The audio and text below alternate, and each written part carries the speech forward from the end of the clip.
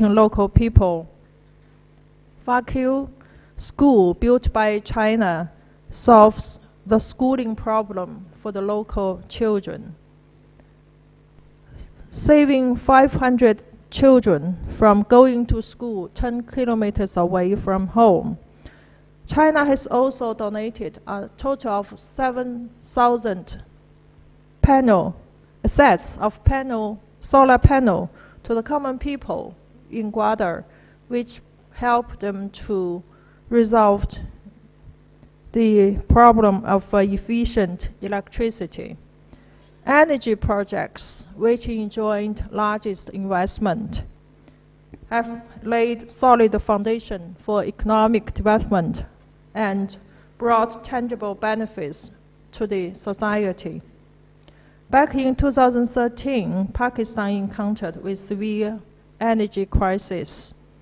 To the request of the government, Chinese investors came here to launch energy projects. Up to now, there are 19 energy projects under the CPEC, with a total installed capacity of 13,010 megawatts. 14 projects have been put into commercial operation with a total installed capacity of more than 8,000 megawatts, accounting for 19.4% of Pakistan's total installed capacity, significantly resolved the problem of power shortage.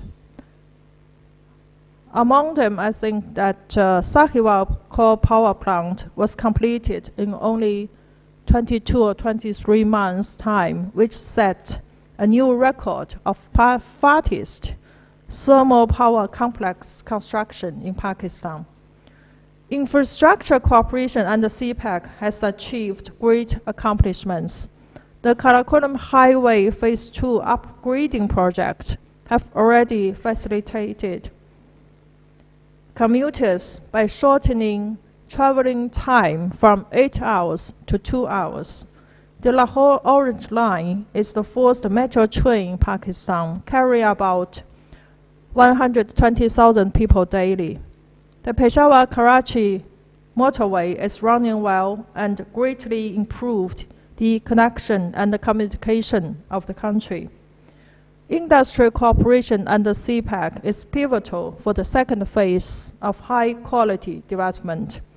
CPEC framework agreement on industrial cooperation has been signed, and we have set up a new joint working group on mining. Rashakai Special Economic Zone Phase 1, as a fast-track project, has completed construction. Moreover, CPEC has witnessed continuous expansion of cooperation fields and improvement of people's livelihood. Now, under the JCC framework, we have a total of 11 working groups, including long-term planning, security, international cooperation and coordination, agriculture, science and technology, information technology industry, and socio-economic development. By the end of 2022, CPEC has directly created around 236,000 jobs, of which more than 151,000 are for Pakistan laborers and employees. In addition, the Chinese companies have been actively dedicating to their CSR, including building roads, bridges, schools, hospitals for the local community, and offering scholarships to the local young students, trying their best to improve the well-being of the local people and bring tangible benefits to the local people. Ladies and gentlemen, the success of CPEC comes with its own logic. The reason behind its success, I think it includes, first, CPEC truly reflects the concept of BRI, which focuses on openness, inclusiveness, win-win cooperation based on extensive consultation, joint construction, and mutual benefits. It is open to all Pakistan people and has won the support of the people from China and Pakistan. Chinese engineers and workers left their homes to boost the development of Pakistan and also have received brotherly care from their local Pakistan brothers and sisters. Second, CPEC is in line with Pakistan's development needs. Pakistan has a lot of potential in economic development with its very important location, huge land, and a young and robust population. CPEC brings connectivity, industrial cooperation, agricultural modernization, capital and technology, which are all urgently needed and well received by Pakistan to achieve prosperity and progress. Third, participation of the whole society. The two governments provide directions, priorities, policy guidance through the JCC framework. So far, 12 JCC meetings have been convened to steer the process. Private sectors and the two people are all actively engaged in CPEC. We also jointly refute the disinformation and the misinformation of CPEC and always stand together through thick and thin. Ladies and gentlemen, this year also marks the 10th anniversary of Belt and Road Initiative put forward by President Xi Jinping. BRI cooperation has made positive contributions to economic development, employment, and improvement of people's livelihood in all countries along the route, and has become a popular international public goods and international cooperation platform. Statistics show that 151 countries and 32 international organizations have joined the BRI. It has generated nearly $1 trillion investment, established over 3,000 cooperation projects, created some 420,000 jobs in countries along the routes, and helped lift nearly 40 million people out of poverty. Research by the World Bank shows that because of BRI, by 2030, 7.6 million people will be uplifted from extreme poverty, and 32 million people will get off medium-level poverty. We are confident that BRI will become a more and more important public goods to the international community with our joint efforts. Last but not least, on the occasion of the 10th anniversary of CPEC and the BRI, I am confident that under the leadership of the two countries, China and Pakistan will continue to work hand in hand to improve quality and efficiency of CPEC and upgrade the all-round strategic cooperation in all fields to the new height and build a closer China-Pakistan community with a shared future in the new era, which will truly benefit our two countries and the two peoples. Thank you very much, and China-Pakistan Dosti Zindabad. Thank you.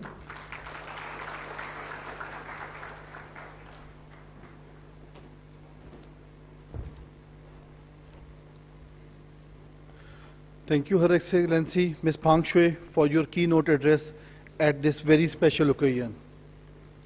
Now, to present the conference memento, I would like to request Mr. Sayyid Zafar Ali Shah, Secretary Planning, and Dr. Nadeem Javed, Chief Economist of Pakistan, to please come on the front.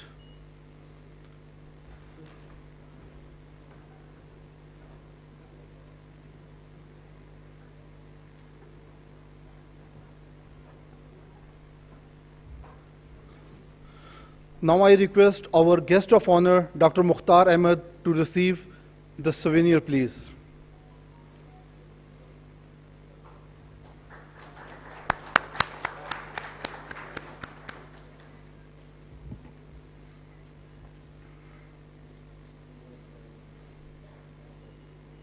Now I request Her Excellency, Ms. Pang Shui, to receive the conference memento, please.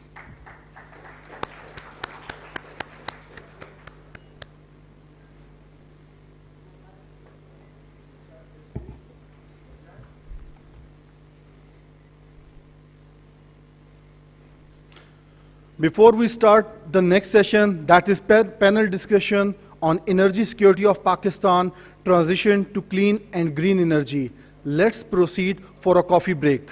Let us meet at 11:45 a.m. sharp in the same hall. Again, thank you very much.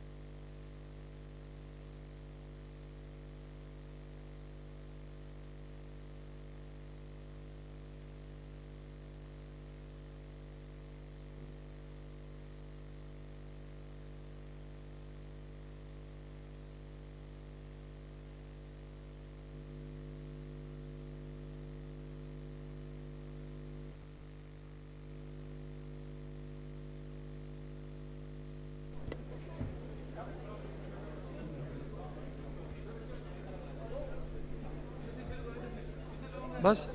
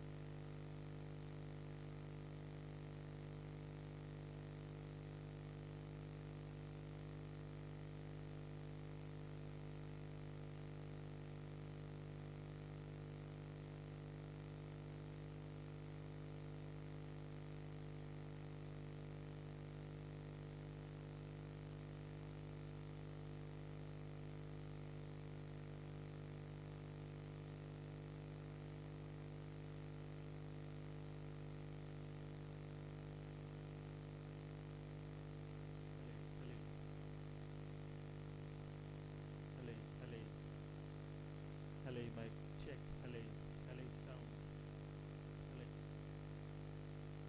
hello, hello, hello,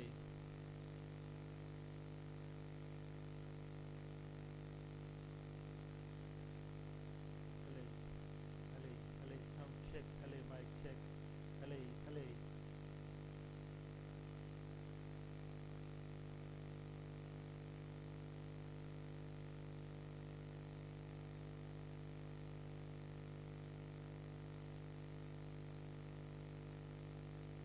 hello, hello, hello, sound check, hello, mic check, hello, hello, sound check.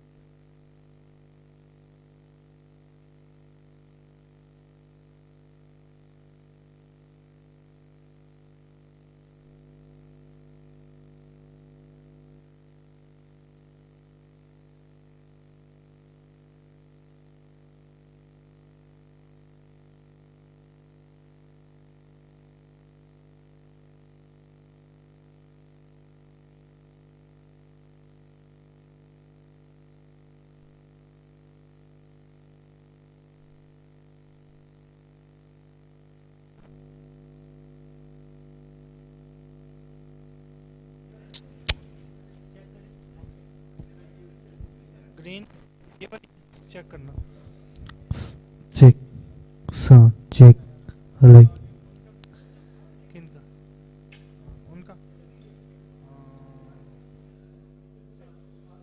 six, hey, उनका एक minute Dilawar भाई अपने mic में बोले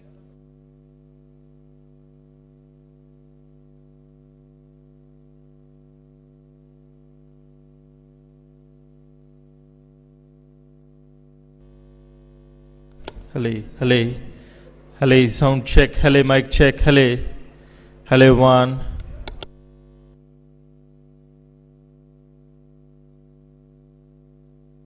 Hello, hello, hello, sound check, hello, mic check.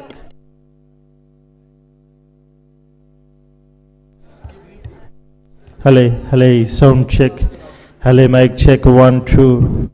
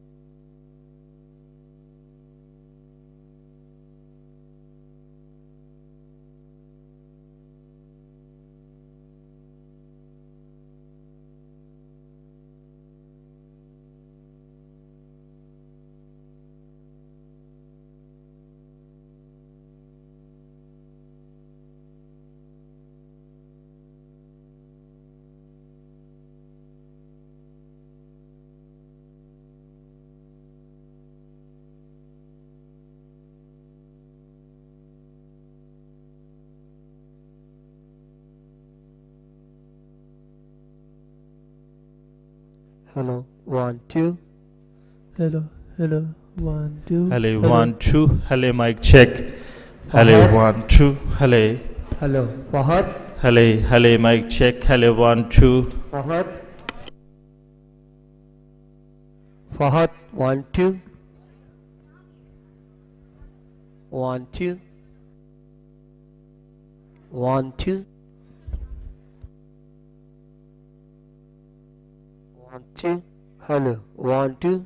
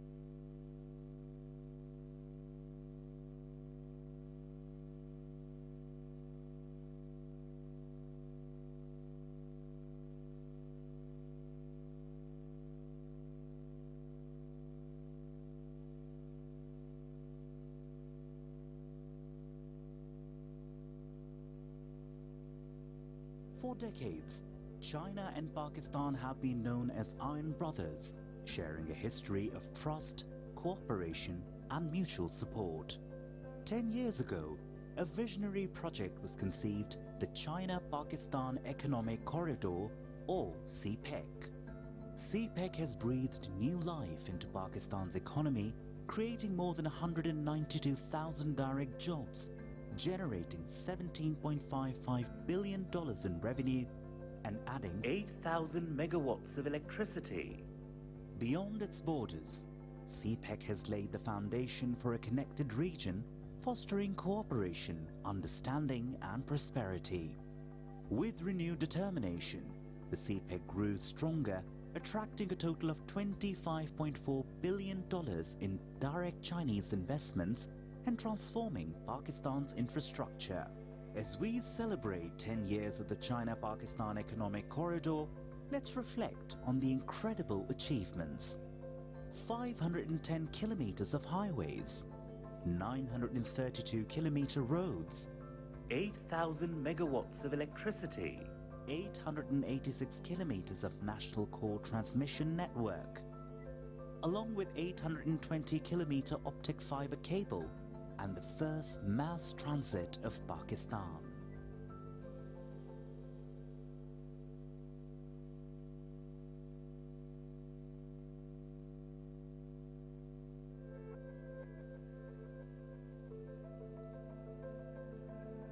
In the heart of Asia, two nations have forged a bond that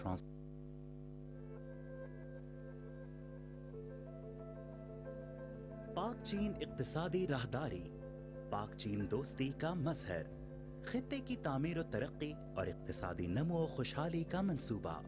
2013 में दहाइयों पर मुहित, समंदरों से गहरा, हिमालय से ऊंचा पाक चीन दोस्ती का ये रिश्ता सीपेक की सूरत में स्ट्रेटेजिक ताउन से निकलकर इक्तिसादी शराकतदारी में ढलकर खित्ते भर के बासियों और दोनों ममालिक के अवाम के लिए एक सुबह नौ का नुक्ता आगाज साबित हुआ।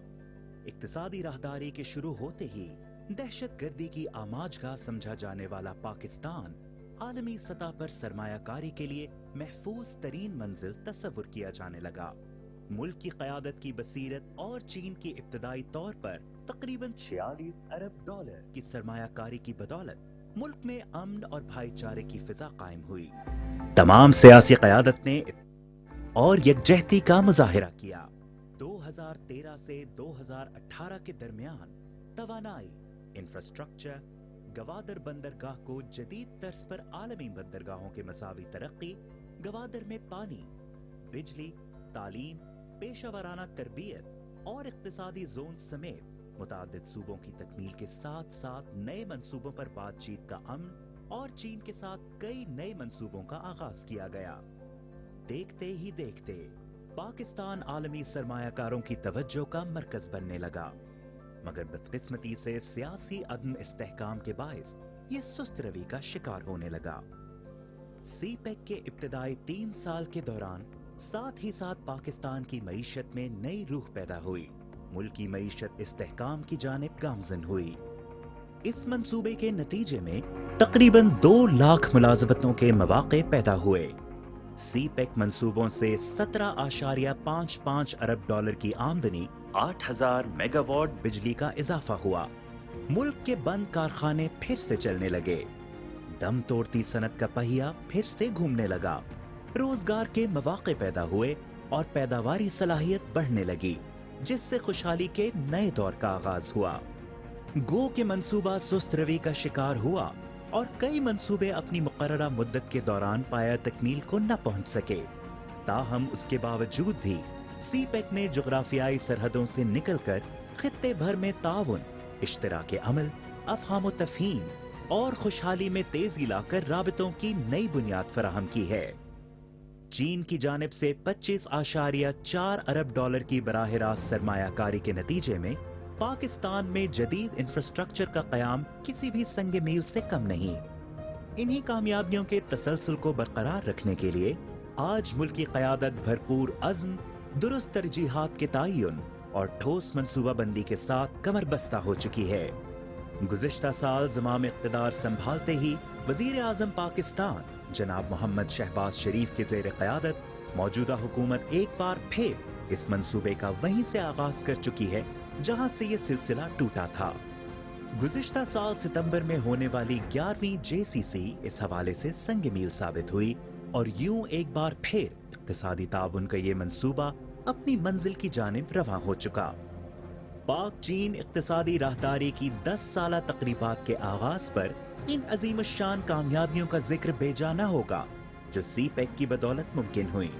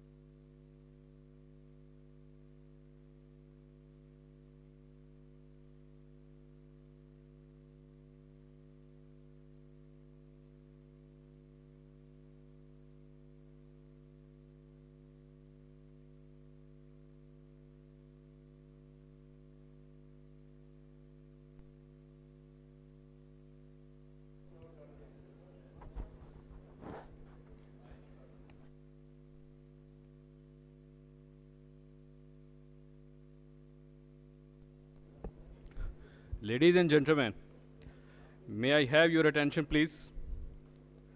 Our session is about to start. Please have a nice seat. Thank you.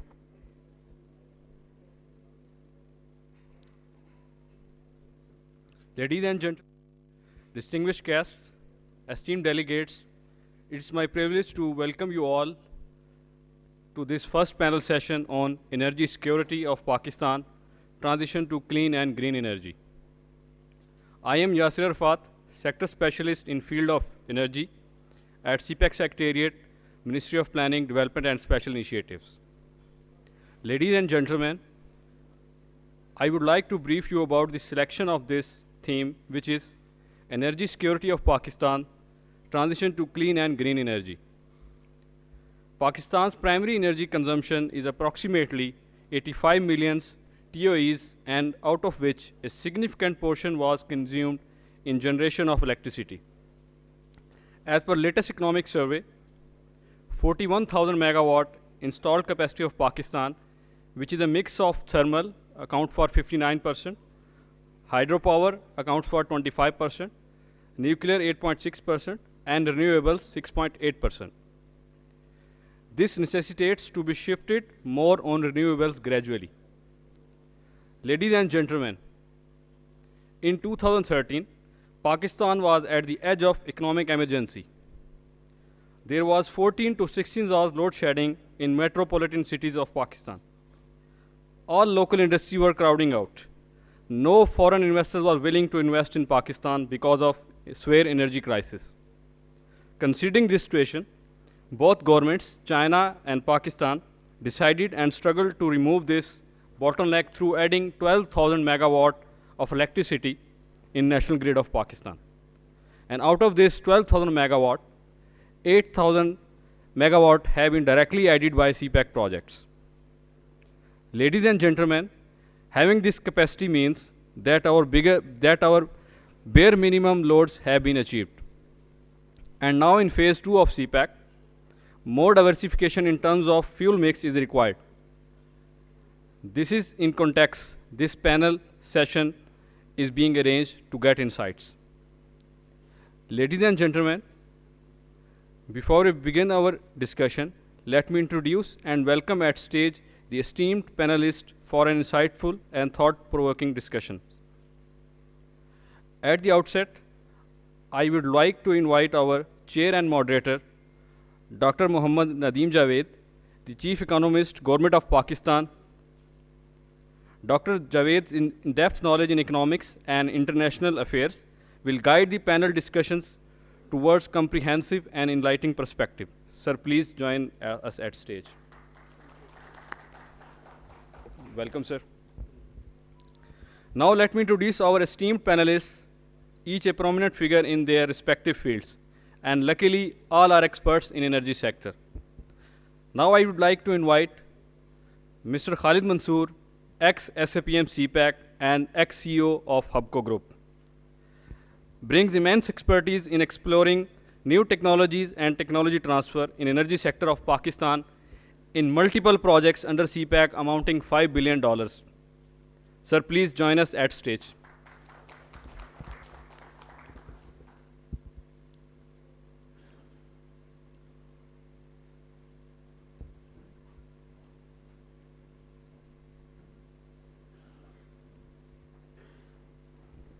Welcome, sir. Our next panelist is Dr. Sardar Muazzam, the Managing Director, National Energy Efficiency and Conservation Authority. Has tremendous experience in energy efficiency. Sir, please join us at stage.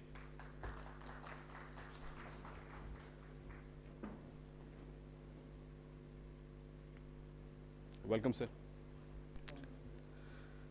Now I would like to invite Dr. Xiaoqing Xie, Director, CPEC Research Center, University of China Geosciences, Wuhan, China. Offers a deep understanding of strategic implications of Belt and Road Initiative in the context of regional and global energy security. Ma'am, please join us at stage. Welcome, ma'am. Moving to the next panelist, I would like to invite Mr. Tosif Hassan Faruqi, the Chairman, National Power Regulatory Authority, brings unique insights from regulatory perspectives. Sir, please join us at stage. Welcome, sir. Now I would like to invite Mr. Shahjahan Mirza, the Managing Director, Private Power Infrastructure Board and Alternate Energy Development Board, brings unique insights from power policies perspectives. Sir, please join us at stage. Welcome, sir. Now, without further delay, let us proceed for fruitful discussion. Sir, Dr. Nadeem, over to you, sir, please. Thank you.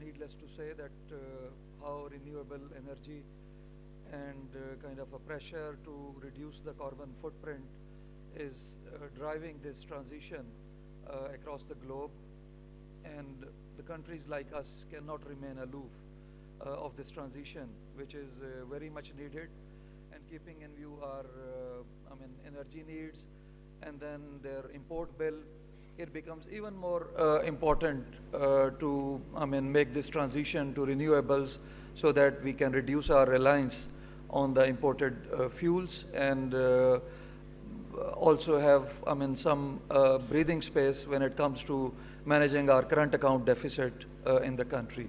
So in this regard, I think this powerful panel that is here, who are the who and who's in the energy industry of Pakistan, playing their role since decades. Nobody else can better, drive this discussion, and we would like to have very inquisitive and interesting questions from the audience as well after setting the stage for further discussion. So the first of all, my question from Mr. Khalid Mansoor Saab, drawing from your experience as ex-CEO of HUBCO and Special Assistant to Prime Minister on CPEC, how do you envision Pakistan's transition to clean and green energy? And what policy measures should be taken to ensure energy security while promoting sustainable energy solutions in Pakistani context? A brief presentation. Yes, please. Thank you.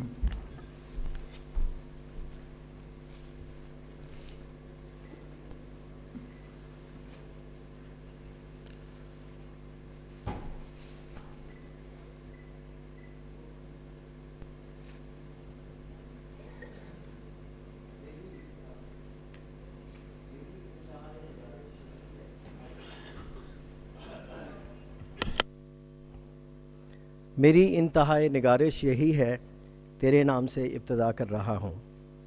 बिस्मिल्लाहिर्रहमानिर्रहीम. Dr. Nadeem Riaz, my fellow panelists, distinguished guests, ladies and gentlemen, Assalamu alaikum. Well, at the outset, I would like to extend my thanks for inviting me and giving me an opportunity to share my experience. And the way this entire thing has been set up, my compliments to the team, the organizing committee, and my ex-colleague from previous CPEC authority, but I think now you have changed the name as CPEC Secretariat. It was indeed very nostalgic and very pleasing experience to really meet you up. God bless you, and excellent setup. In 5 to 7 minutes, it's really difficult to have justice with the topic which Dr. Saab you have given to me, but I'll try my level best, and if I extend a couple of minutes, please bear with me. Okay, can we have the first? No, I will not extend too much, but just bear with me. Because we want to have more questions. Ji, sure. Acha ji, before we start, first of all, let's try to understand the genesis of power crisis, why the power crisis took place in Pakistan. So based on my experience, these are the 4 blocks which you will see, the foremost which country has been experiencing, which resulted, 12 to 18 hours of load shedding. We used to have one of the most inappropriate fuel mix. And if we look at, the dependence or reliance of more than 50% of power generation based on imported fuel, and if I look at the figures, which was probably 21, almost 24 billion of imported fuel, both furnace oil and RLNG has been done, which is almost 26-27% of the import bill. Although this issue has been addressed for the short or medium term, but we still need to have a long way to go. The next issue was the minimal growth of the indigenous and clean power generation capacity.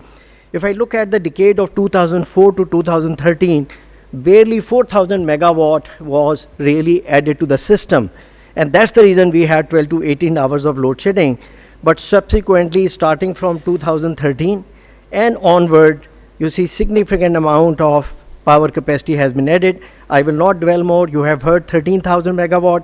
I was directly responsible of developing almost $5 billion project under the CPEC, and which is the coal base and also the development of thermite. So this issue to some extent has also been reduced in the medium term. The other major issue for which a continuous focus is required, which is the energy losses at each and every level of supply chain. Chairman Sahib, if I may say that 17% is still, our aggregate transmission and distribution losses, which is one of the biggest in the comparing countries. And as a result of that, what had happened, that the cost of power generation has been really, really high. And I was just working out the number this morning.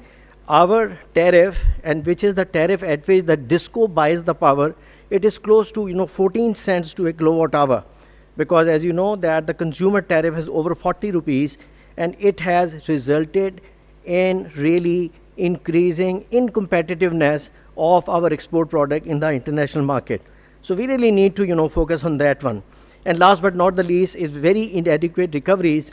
In the last fiscal year, almost $170 billion was the difference between the billing which was done by DISCO and the recoveries they were received. And also the responsibility of NEPRA to look at the interest of the consumer as well. So almost 2% of the losses was not really recognized, which added again 30%. So this is 200 billion of deficit, and that is one of the reasons why we have such a high circular debt. If we add up what it resulted, it has given birth of acute power shortages, unaffordable electricity. This is very, very important. We needed lot of power, but we needed a power which is cost effective, and the effect of the circular debt.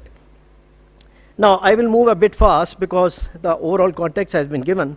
This is the picture, and when I looked at 2022, our installed capacity, this is not the capacity which is available, it is over 43,000, and the ratio between the carbon-based power generation and the renewable clean is 39%, whereas the carbon-based is almost 61%. This is, 2022. But the good news is that with the effort of our power sector, IGSAP, which is Integrated Power Expansion Plan, when we look at 2030, this is a paradigm shift. And with that, what would happen, that this ratio will tilt. The carbon-based power generation will be 34%, whereas the clean is going to be 66%. So my compliments to the power sector people. And also you would know that the renewable energy policy of 2019, it envisages that by 2030, 30% of our power generation has to be renewable. So that's going to be the green and the clean energy. Next is very important, slide, which I have been researching quite a bit. You will see a profile that what has been the supply and demand of our country and what is the deficit. So after we have passed the era of huge power crisis, 12 to 18 hours of load shedding, but thanks to CPEC from 2016 onward, we kept on adding the power, but we need to be very mindful. And this is coming from my heart, this is coming from my experience. Remember one thing, that if you are 1 megawatt short, you are 5 years behind. So when we look at the profile, you will see that by 2025, whatever is going to be the peak demand, and that is the installed capacity. And this profile is also very optimistic because I have not taken into consideration constant deterioration of publicly owned power plant, which the chairman NAPRA has been very critical about it. If you really add on to that, by 2030, there is again going to be a huge gap. We don't want to repeat the experience. The terrible experience, as I mentioned before. So in order to alleviate that, we need to get ready, and that is, Dr. Saab, one of the recommendations, but each year we need to be adding 2,000 megawatt if we want to ensure uninterrupted power supply. Next thing is, just to give you a view, that whenever you catch up with the gap in supply demand, lot of capital investment has to be done. You heard earlier in the morning from the secretary that the $25 billion investment has been done. So when such kind of investment has to be done, then the capacity purchase price has to increase. So if you compare that our, this is the, again, this is the tariff which is bought by DISCO, and if you do the breakup, it is only the 60% of the total tariff. The remaining 40% is the losses, because of the losses, and also the taxes and the duties which government keeps on imposing. So as against 7.35 rupees per kilowatt hour, by 2025, the total tariff is going to be increasing by 8.35%. But look at the energy purchase price, it has already reduced by 33%. By what? By adding the coal-based power generation, which is one of the most inexpensive choice of fuel. But the total tariff has mildly increased, but when the payment of the debt is going to be reducing, so by, I would say, 2025 onward, what would happen? The capacity purchase price from almost 5 rupees, it will reduce to 3.93, and we will be back there. So remember one thing, and this is what I have heard from a lot of gurus, that expensive power is more important and efficient than no power, as far as economy is concerned. Now, in order to have sustainable green and clean power generation, what we have to do, we have to really harness the strengths of multiple hybrid sources and integrating energy storage capability. So if we want to achieve that objective, what are the requisites which have to be put in place? Of course, we need to have reliable power supply, which is the sustainable power supply for the industry, and if we don't want to have the load shedding again. We need to increase the efficiency. That is what Shahjahan Mirza Sahab, we need to keep on focusing, because you see the energy efficiency, particularly the publicly owned power plant, it's keep on reducing. So either they should be privatized, because that was the core objective, or some stuff has to be done. And as regard the efficiency is concerned, there's a constant effort required. Grid stability. So, based on my experience at CPEC, if we want to have the sustainable grid, and I would like to mention to you, the estimate is that we need almost $14 billion of investment. But in order to do that, whether smart metering or whatever needs to be done, we need to do that. And finally, whatever we do, we need to have environmentally friendly proposition. This picture shows that that is going to be the hybrid power, solar, wind, hydel, and base load power plant, because in order to have the sustainable power, you can't live on the renewable, you have to have the base load power plant also. And what is the increasing trend now? It is going to be the pumped hydro storage. Yeah, 9 minutes, okay. And also, the battery, which is the, energy storage. So the cost of these are really coming down, and inshallah, if we keep on focusing, then we need to be able to have the, sustainable.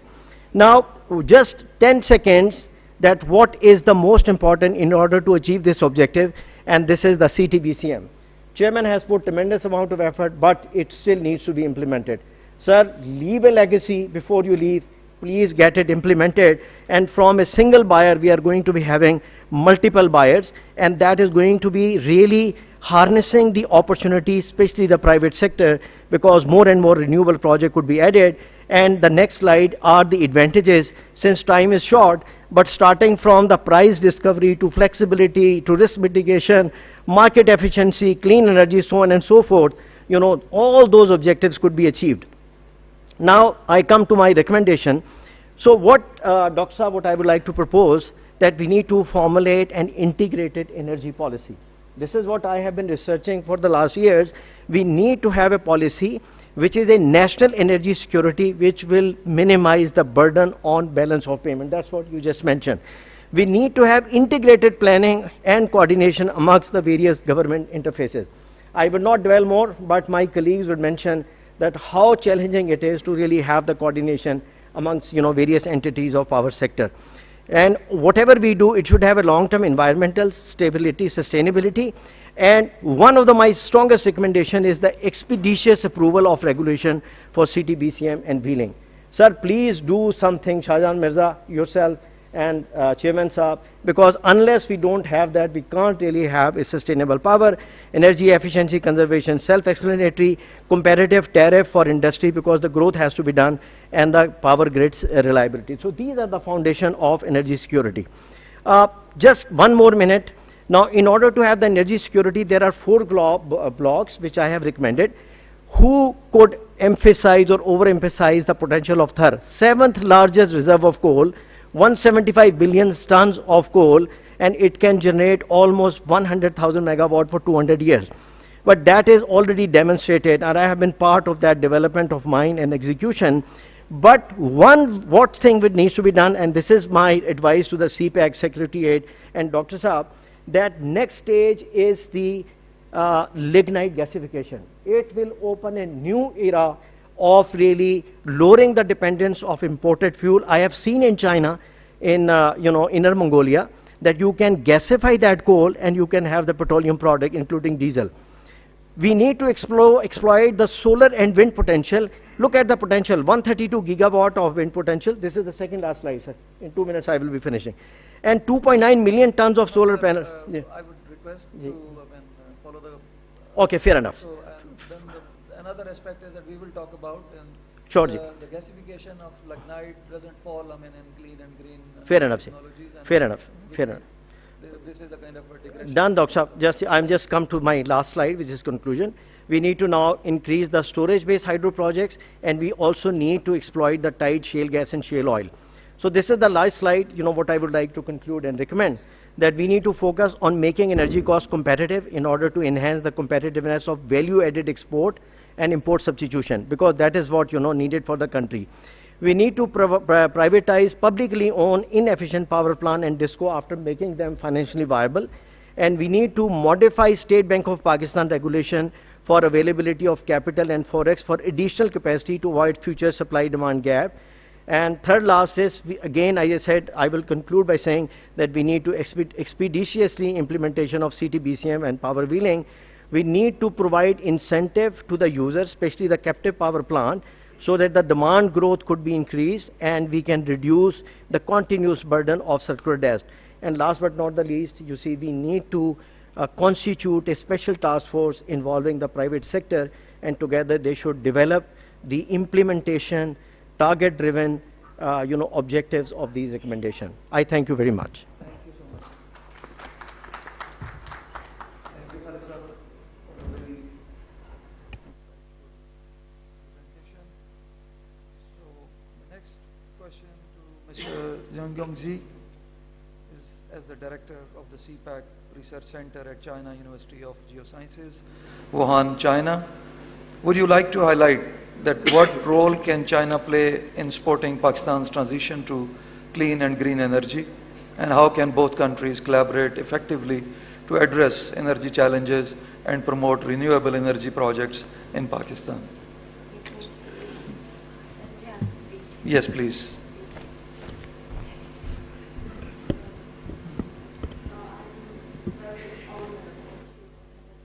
Here, and thanks for the kind invitation here to share my research with everyone.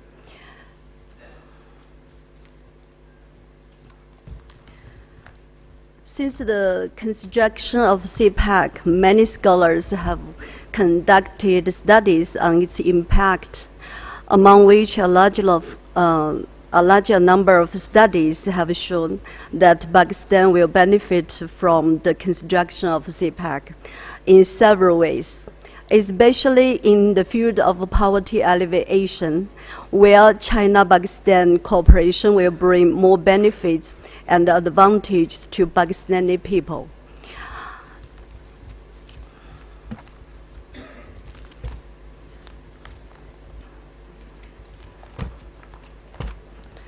In China, China is shoring up its position as the world leader in renewable power. China's green energy drive is part of its effect to meet dual carbon goals set out in 2020. As the world's second largest economy, China proposed that in 2020 to achieve peak CO2 emissions before 2030 and carbon neutrality by 2060. China has made remarkable progress in expanding its non-fossil energy sources to the range of policies China government has implemented, including generous subsidies to incentive developers, as well as regulations to put pressure on provincial governments and generating companies. Despite China's careful planning and made many incentive policies, its energy transition is not without its challenges. In recent years, heat waves and drought crippled hydropower stations, resulting in power crunches that brought factories to a halt. So, how to face with the challenges and resolve the issues for our two countries? So I hope we can find some choices in this field. So how to get clean energy? From my point of view, at first, sunlight is the most abundant and freely available energy resource in Pakistan and in China. Of course, solar power is limited by the time of day, the seasons of the seasons of the year, and the geographic location. Despite this, it is being used on a large level in China, and I hope in the future it will be used in a large scale in Pakistan. The second, wind power is another plentiful source of clean energy. The third, hydro or water power is one of the most commercially developed sources of clean energy. It is seen as more reliable than either wind or solar power, and also allows for the easy storage of the energy. Then TWI has been involved in a great deal of work to advance geothermal power, which harnesses the natural heat below the Earth's surface, used to heat homes or generate electricity. Then biomass uses solid fuel created from plant materials to produce electricity. Although this energy source still requires the burning of organic materials, this is not wood and is much cleaner and energy efficient than in the past. So I think we can cooperate in the field of to innovate cleaning coal technology to transit to clean energy or green energy to benefit our sustainability development.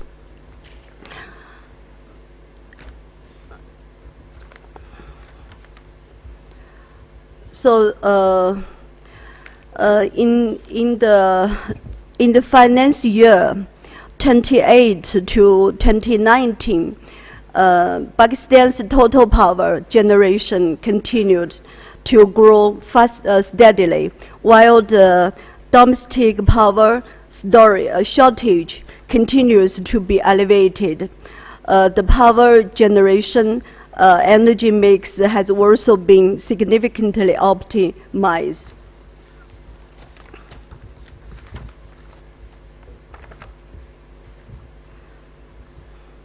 And the generation capacity of modern gas and coal-fired power stations has also been significantly increased. Among the energy projects, priority is given to hydropower, thermal power, solar power, and wind power, with thermal power generating the largest amount. So we anticipate in the future in the cleaning energy, our two countries can cooperate closely to transit into green energy. Okay, thank you. Thanks. Thank you, Ms. Sheikh. Thank you so much. Dr. Sardar Muazzam, as the Managing Director of National Energy Efficiency and Conservation Authority, what initiatives and programs can be undertaken to enhance energy efficiency in Pakistan, and how can these efforts contribute to country's energy security goals in the days to come? Yes, please. Sure, please. Yes. Yeah.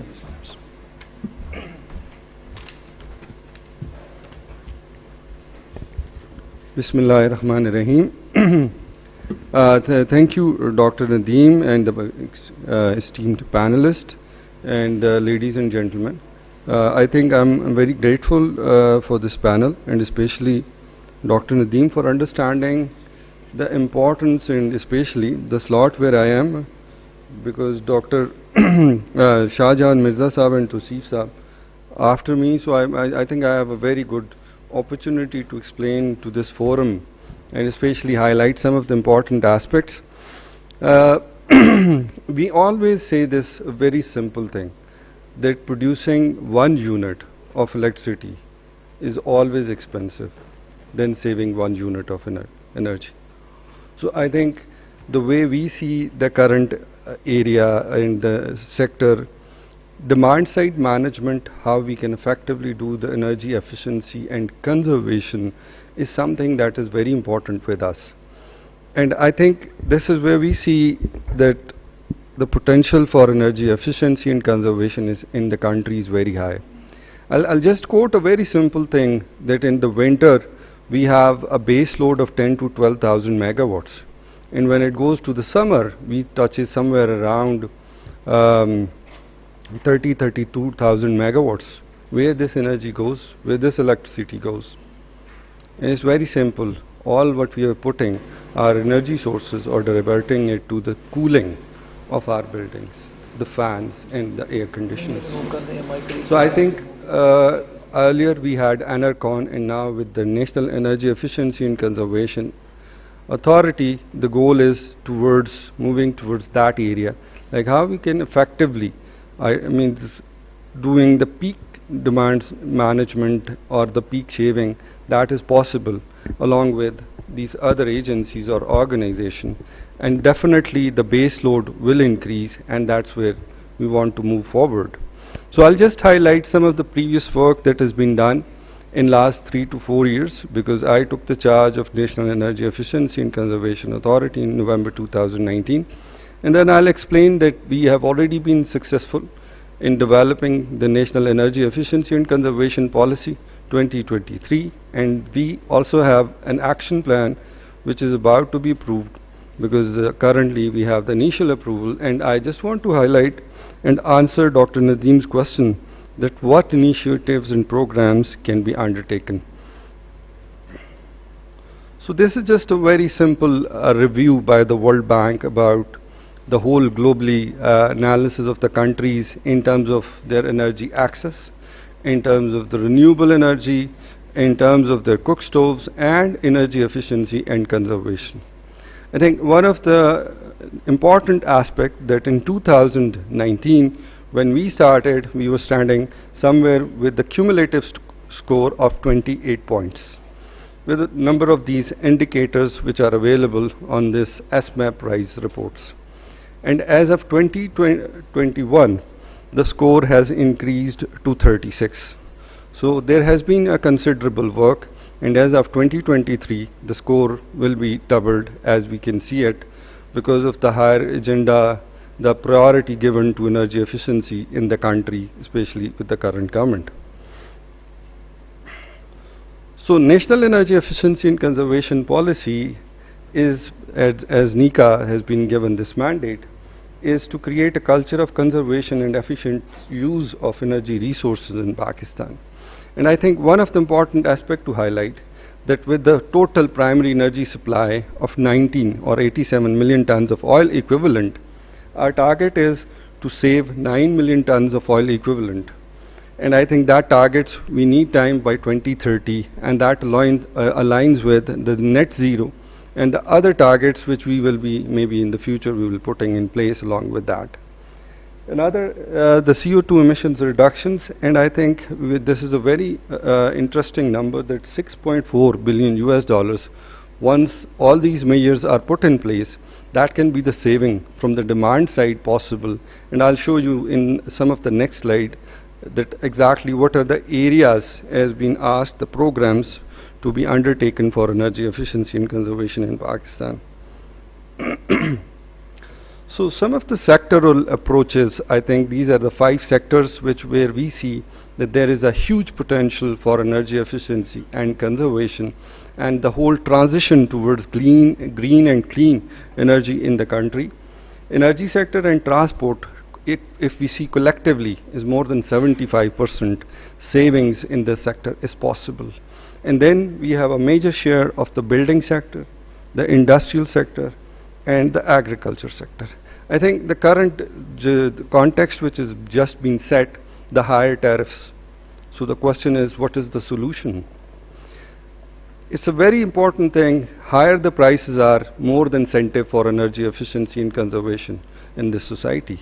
And I think this is why it's important to look into that aspect, to look into the aspects in terms of the management practices, in terms of technology, and in a number of other ways, like how we can effectively lower our energy intensity, and then we can be competitive internationally. So along with that, we were given a task on 28th April to develop energy efficiency and conservation action plan. And that action plan in itself has 29 priority areas. It has detailed goals, interventions, key performance indicator, timelines, and federal and provincial stakeholder responsibilities across 6 sectoral or sectoral areas.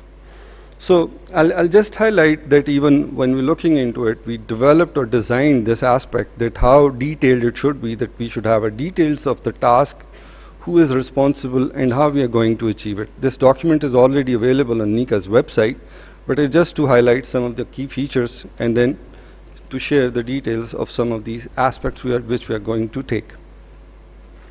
So just a summary of some of these aspects in industry, building, transport, agriculture, and energy sector, and then there are some cross-sectoral areas as well. We've also looked into the regulatory side, the capacity side, and then the advocacy part of it, because some of these aspects which are related to regulatory side or administrative actions are quick to implement, and we've already been working on it, that it's possible and think we can get more benefits out of it in a very short term. So I'll just go through quickly in these slides, and then I think in the question answer session we delve into the details.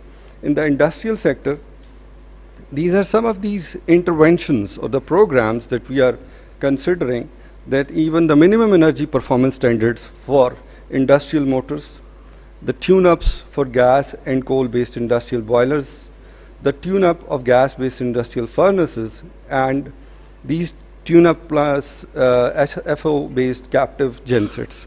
So if you look at the total impact, that is 490 million US dollars. Similarly, if we go forward into the building sector, you'll see a minimum energy performance standards which are not in place in this country. And if you look into the basic appliances, just as air conditioners, refrigerators, gas domestic appliances, energy audits of the building, which can be a big area for investment in the future, and then the solarization of the pumps, that is another area which can, with a cumulative effect of 467 million US dollars, and it can be more because we selected a smart part of it. And then the transport sector,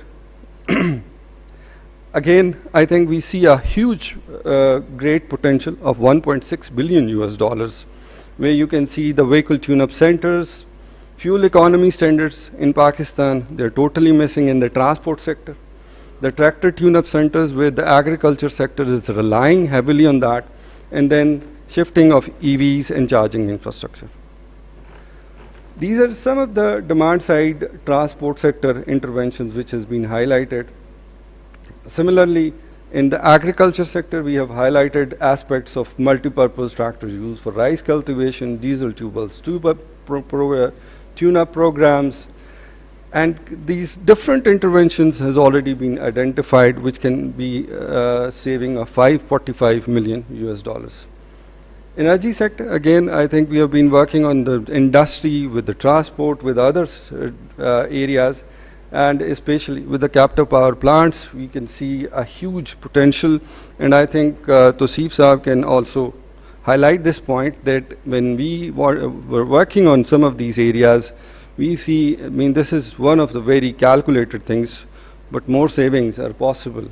And I think this is NICA can support as well. And these are some of the sectoral areas, especially in terms of how we can develop a financing mechanism, the energy service companies model, and also the investment from the other countries, because there is a huge potential in terms of retrofitting, in terms of building design, and in terms of transport sector, that this investment can be utilized, especially using the public-private partnership mechanisms. So I think we need a lot more in terms of the capacity, in terms of understanding of like how the energy efficiency is possible, and especially under the CPEC program, we can see that there is a potential that Chinese technologies, knowledge, and this sharing of understanding between two countries and the investment has a huge potential for Pakistan. Thank you very much.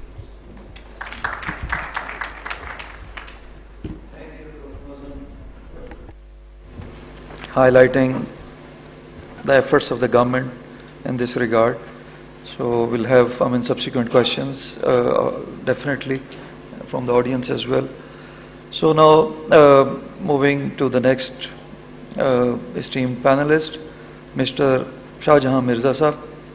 As the Managing Director of the Private Power Infrastructure Board, how can public-private partnerships be fostered to accelerate the adoption of clean and green energy technologies in Pakistan?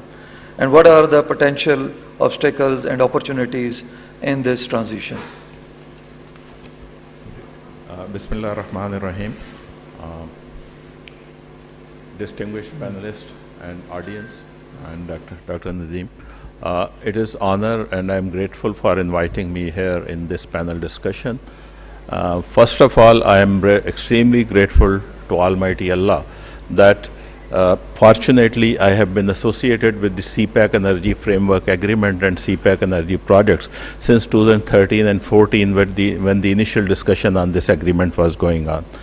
And since then it is 10 years of long journey. So Alhamdulillah, leaving aside 8 renewable energy projects, all the power projects which has been done in Pakistan, which have been completed or which are under construction, for all of them the implementation agreement, the letter of support, Government of Pakistan guarantee has been initiated and signed by me. So I'm again grateful to Almighty Allah and the Government of Pakistan, and of course the investors and the other stakeholders who trusted me for this long time to continue this position and support to the CPEC.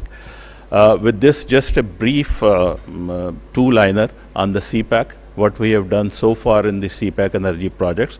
We have over 8,000 megawatt of power generation projects which have been completed with a total investment of around 14 plus billion US dollars.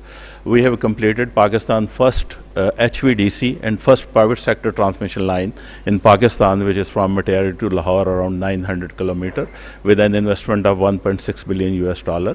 And overall, the projects which are under construction or which are under financial close, that adds up to another 8 billion US dollars. So in total, we're talking about, in Pakistan, we're talking about the power sector investment through the CPEC to 23 to 24 billion US dollar.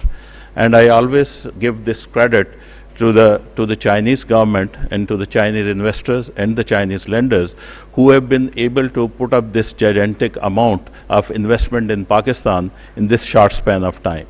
Generally, if we see Pakistan when we are getting the best FDI in any year, that is around 2+ billion US dollar. So bringing in this kind of investment, which have already been on ground and project are operation about 16+ billion US dollar in the span of 5-6 years, I think this is a great achievement both for the Chinese and Pakistan government and the power sector. In this context, coming back to the question which has been posed to me, basically, if we look at the current power sector structure, we see that around 59% of power generation capacity is already in the private sector. And if we include K-Electric. If we exclude K-Electric, this is roughly 49-50%. So whenever we talk about the foreign investment, FDI, private sector investment, there is always a question of continuity of the government policies. So in this context, I always say this, that since 1990s, early 1990s, Mr. Khalid Mansoor is here, when this HUBCO project was conceived as the first private power generation project in Pakistan, there is no look back from the government side. So far, since 90s, we are saying that investment should come from the private sector.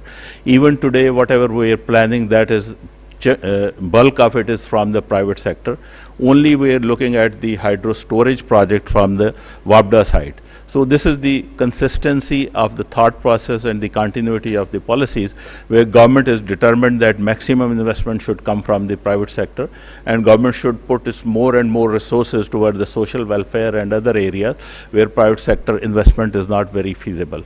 So this is just the brief background.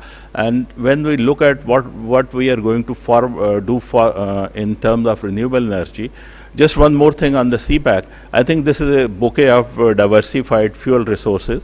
We have renewable energy projects of around 600 megawatt, which is a small amount compared to the other one. We have imported coal projects. We have Thar coal-based projects, which is another great achievement of the CPEC, which was a dormant resource for a very long time that has now started producing. And then we have hydropower projects. We have transmission lines. So this is a diversification of the portfolio. And going forward, when we're talking about around 13,000 plus megawatt of power generation capacity addition through renewable energy, mainly from the wind and solar in the next 8 to 9 years. So we again look forward toward more and more investment and more cooperation and coordination under the CPEC. So recently, government has announced, not very recently, but the end of the last year, government has announced a new initiative of renewable energy projects, which is around 10,000 megawatt of solar generation capacity, out of which 6,000 megawatt is planned solely for the purpose of substitution of imported fossil fuels. So that is the initiative we took to the market, the first 600 megawatt project, but unfortunately for various reasons, this auction was not successful. So this is, I think, a great task where we have to take on board the private sector to the private lenders. Of course, when we talk about the private sector investment and the more and more induction of renewable energy projects, we have few fundamental barriers or fundamental issues which we have to resolve. Khalid Mansoor Sahab has mentioned some of them. So if we look forward, I think our greatest challenge is the grid.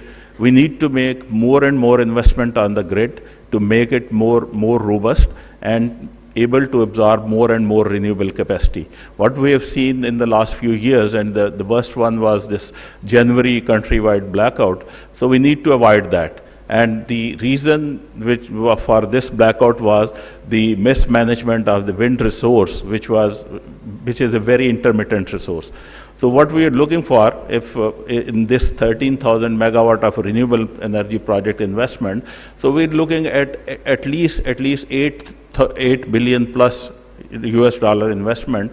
And Khalid Saab has put up a number of $14 billion investment in the grid. But if not 14 million, probably we need another 8 billion US dollar of investment in the transmission sector.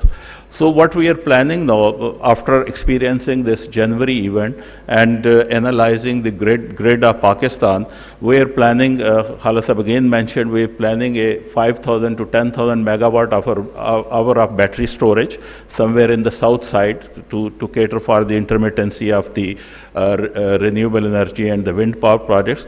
We are planning 2 more 500 kV transmission line to basically make the project robust. The SCADA system, which is online control of the generation project, is already under implementation, which is likely to be completed by end of next year. So there are many projects which are underway, but again, the bottom line is that we need to do a lot of work on the investment on the grid. And obviously, the government of Pakistan don't have resources to make all this investment. This has to come up from the private sector. And we continue work with the private sector, and we are further, after unsuccessful bidding of 600 megawatt solar PV projects in May this year, we are again to the drawing board, working with the regulator, DEPRA, working with the other stakeholders, that what we need to improve in this policy. Of course, one of the factor is our economic conditions of the country at this stage, and the other factor is the power sector owns circular debt, on which government of Pakistan is also working. You might have seen a gigantic increase in the power sector tariff, of course, which is not good for, at least for the economy and for the general people. But that's what government is doing actually to make the power sector self-sustainable in financial terms. Though the second issue which I see, which I always say at every forum, we need to do more and more work to bring in cheap and green financing in Pakistan. What we have seen so far, that whenever we do a coal project, we do a thermal project, we get the financing somewhere LIBOR plus 4.5%, 4.25%. And unfortunately, we get the same rate of lending when we go for financing for the solar and wind power projects. So I think that's the area where the second area where we need to work and see how we can bring in cheap and clean financing in Pakistan, particularly when we're launching a new initiative of 6,000 megawatt just to substitute the fuel and support the SDG 7 goals which have been committed by the government of Pakistan at international level. So these are the two main hurdles on which we would like to look at. Mr. Khalid Mansoor and Dr. Shi mentioned about the pump storage hydro. We are also working in PPIB to do a feasibility study of pump storage projects. We need to identify the sites where it is feasible, because obviously you need a natural site where you don't have to do a lot of civil works. So that we are also looking at. We're talking to some of the investors on the geothermal side also, although it will not be the basically a big project, but at least we can initiate. We are also looking at the wind solar hybrid power projects in Balochistan. So that is also critical. So in this context, we look forward to the private sector. We always invite them. We always discuss with them what need to be done, or how we can encourage. And finally, the model of participation for the public-private partnership. What we have been doing so far in Pakistan, that is the IPP model, Independent Power Producers model. But again, this is a form of public-private partnership, where government of Pakistan gives concessions and government of Pakistan gives guarantees, and the private sector make investment based on those guarantees and those incentives. We have gone a step forward in this 600 megawatt power project we advertised early this year. And what we have done, that we have committed that the government will be responsible for provision of land, the government will be responsible for provision of evacuation capacity and the required infrastructure to approach the site. We have also done the basic technical studies so that the investor don't have to do the studies and the feasibility studies from scratch. So this is the roadmap where we are looking the private sector participation, more and more private sector participation to make our power tariff more affordable, bring in more renewable energy into the grid. But for both purposes, obviously the environment is also consideration, but this is our economic compulsion also.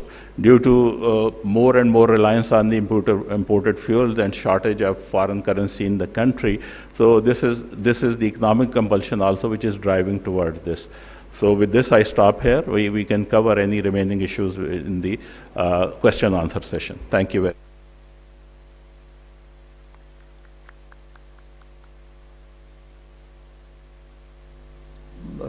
Brief and insightful overview of the initiatives.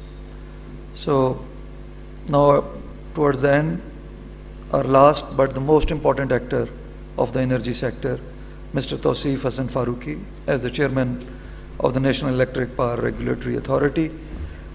What regulatory frameworks and incentives can be put in place to encourage private sector investments in clean and green energy projects?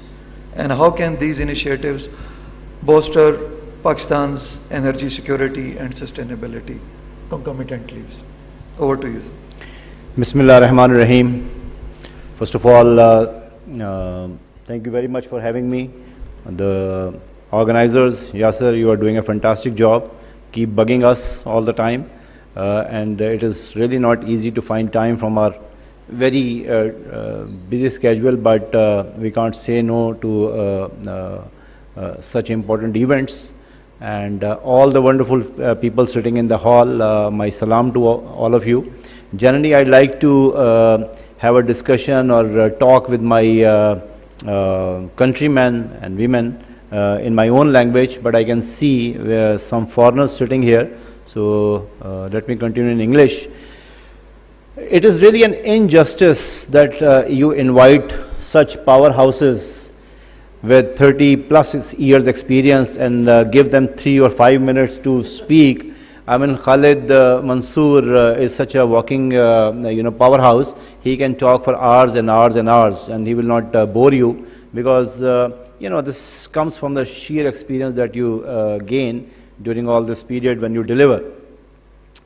All the participants, all the panelists have already covered probably everything that we are facing in the power sector of Pakistan. Let me try to present the power sector in a different way. I will not say it is glass half full. I would rather see it as glass half empty or more than half empty. When I came here about 4 years back, I'm completing my tenure on 4th of August, my 4 years term. I was in Abu Dhabi for last 20 years developing their power and water sector. So when I came here, I found a lot of challenges. The first biggest challenge that I found was nobody in power sector was talking to each other. They were all working in silos. Very first or second month, I was in Lahore for another meeting and I had some time. So I asked NTDC that I would like to visit you. When I went there, I was shocked to see such a warm welcome. It was amazing. So I asked them, do you generally welcome everybody like this, or any special treatment for me? They said, and it was quite shocking for me, you are the first chairman NAPRA in last 23 years who is visiting NTDC. I said, what? Really? Is it possible? How can you talk to, we have Dr. नाम मैं भूल गया उनका जो lumps में है नहीं दूसरे Dr. Fayaz Chaudhary. He always says that if NAPRA is like the father of the power sector, NTDC is the eldest son. So I was shocked to see how come a father can even think of managing a house without consulting the eldest son. So it was quite shocking. So that's what gave me a very clear indication that one of the biggest reasons that we have reached where we have reached today is because we are not talking to each other. So the first thing I did or tried to do was bring the entire power sector close to each other so that we start talking. Formal, informal, whatever it is. What I also found quite shocking was that we were expanding power sector of Pakistan like jungle bushes. जैसे खुदरो झाड़ियाँ जंगल में बढ़ जाती हैं, we were having absolute zero planning to expand the power sector of Pakistan. So this boom and bust, events or sessions that we were experiencing, sometimes we have shortage of 8-10,000 megawatts. Right now, our installed capacity is 43,775 megawatts, and the maximum we have touched, including, was 32,000. So we have quite a bit of excessive energy or capacity for which we have to make a payment every month. So why it happened? Because we had zero planning. So first thing I did was I brought IGCEP, Indicative Generation Capacity Expansion Plan.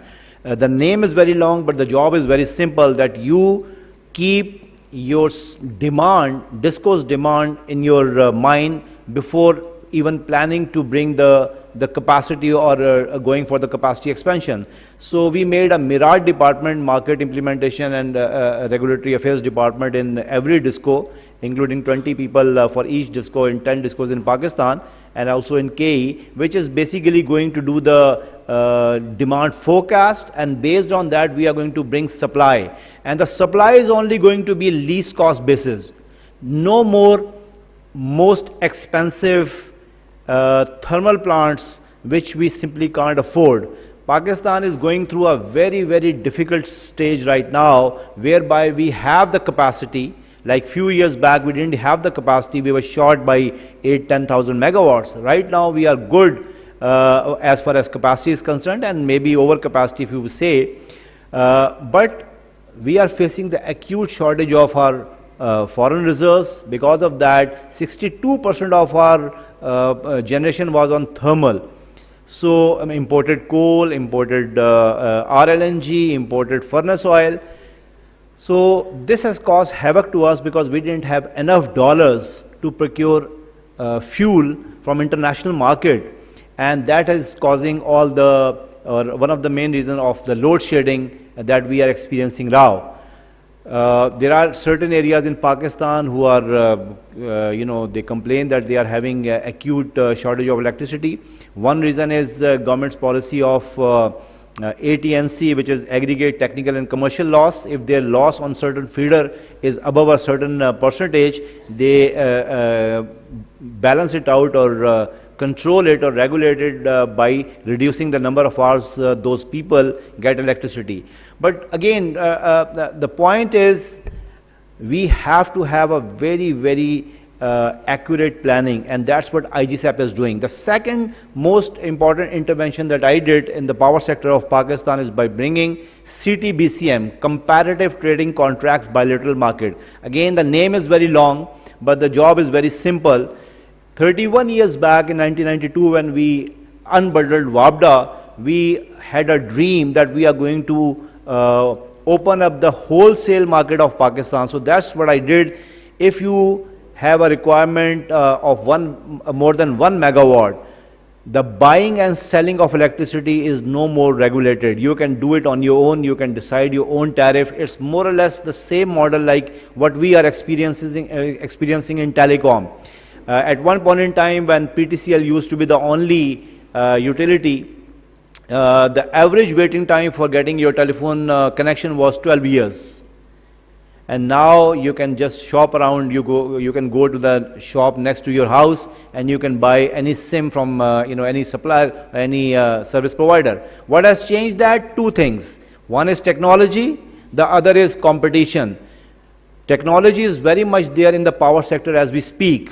The only thing we have blocked deliberately is competition. So that's what I try to do. I have brought the competition not only on the generation level, but also in my tenure I have given PGC, Provincial Grid License, to first to Sindh, province of Sindh, and then KPK, and now we are in the process of finalizing the license for Punjab. So theoretically, these three provinces can develop their own transmission lines and giving competition to NTDC head on. And we are also the biggest promoter of privatizing discos. That's what we have advised to the government. Government as a probably middle step, I would say, this is nowhere close to what we have suggested, the privatization of discos, but government is trying to provincialize the discos, handing over discos or planning to hand over the discos to various provinces where they are situated. That is definitely going to be a step better because it is going to be a PPP model, but nowhere close to the ultimate dream that we had when we unbundled WAPDA. So these are the few initiatives I have taken. Our industry is very, very dynamic, very interesting industry. The relationship of our industry with the consumer is that if you turn it off, you don't expect to pay us anything. You turn it on, you expect us to be at your service all the time. We can't store a single unit of our product. Our supply is always going to chase the demand. So there's a very peculiar differences compared to other industries, and we have to be at your service all the time. So yes, this is what we are paid for. We have to gear up to providing uninterrupted supply. When we keep on increasing the tariff, naturally our consumer has all the right to expect uninterrupted supply from us. I'm coming from a very, very tough public hearing because you know that government has requested us, for the alignment of tariff, and for 63% of Pakistanis using up to 200 units, government don't want to disturb them, and they are requesting us to put zero impact on them, but beyond that, ultimately it is going to be 7.5 rupees on the consumers consuming more than I think 300 or 400 units. So yes, I faced a lot of tough questions from my audience, public hearing it was, and I believe rightly so, because especially if the product is becoming more and more expensive, they have all the right to demand the service level. So we are working on that, and government is trying to come up with the green energy. I always say wherever I go, there was a reason that the founding fathers of Pakistan chose the green color of Pakistan. That was a sort of indication for us, a signal, a tip that turn Pakistan like the flag we have. And there's an enormous potential in Pakistan. I was reading a study that there is only 292,000 megawatts potential of solar energy in Pakistan. Pakistan's irradiation factor, which is determines the capacity of the solar output, the worst in Pakistan is better than the best of Europe. So a lot of things are happening. We have come up with a lot of regulations and working with the government hand in hand to bring a green revolution, and I'm quite sure that that is the only possibility we have, because we have to replace the most expensive energy on thermal with the green energy, indigenous fuel-based projects. So since I am Chairman NAPRA, I am giving licensing only to the indigenous fuel-based projects, not a single license to the imported fuel-based projects compared to what happened in the past. So with that, I close my talk. I'm available for any questions. Thank you very much. Thank you.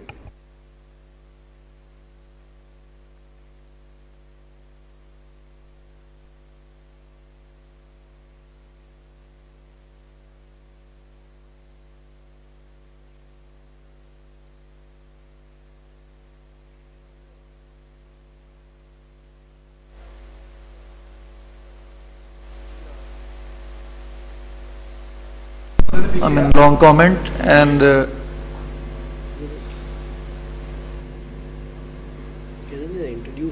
yeah.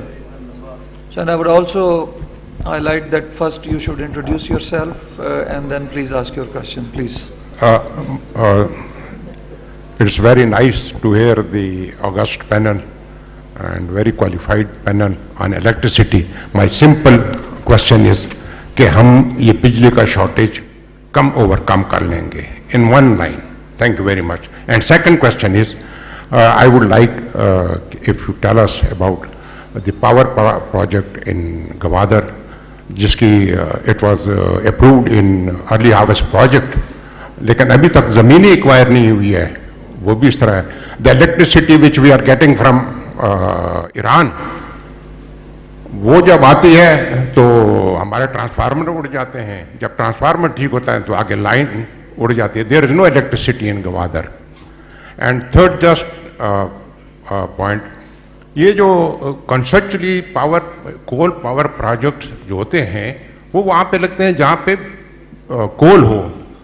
We have put the coal power project in Sahiwal which is agriculture land.